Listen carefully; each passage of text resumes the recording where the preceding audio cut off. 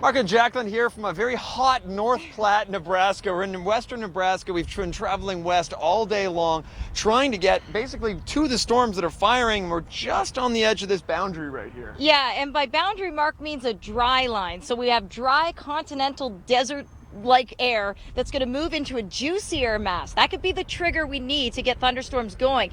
Some of the models are putting up some storms, way far east, but the trigger isn't there, so it's tricky to know where to be. Yeah, well, what I'm hoping for is that the storms that are going now, is once they get here, they go up big time, produce what we want to see, which is potentially some giant hail. Today's Science Behind the Weather, we're going to talk a little bit about the cap. Of course, we know in severe weather we need something called convection, and that means cumulus clouds to start things off before we get a thunderstorm. Now you're looking at a small cumulus cloud, but typically fair weather is associated with those ones. Now sometimes if our atmosphere is what we call capped, then those cumulus clouds have nowhere to go. They can't get any bigger, and you can see those kind of wispy clouds. That's kind of an atmosphere that's capped. Capped in the meteorological way is called convective inhibition.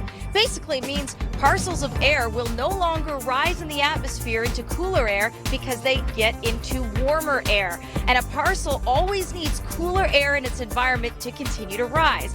A good way to think about it is a lava lamp. If you think of the darker colored fluid in a lava lamp, it's warmer and more buoyant. So it rises to the top of the lamp, gets to a warm layer, and starts to sink back down. And that is what we call a cap.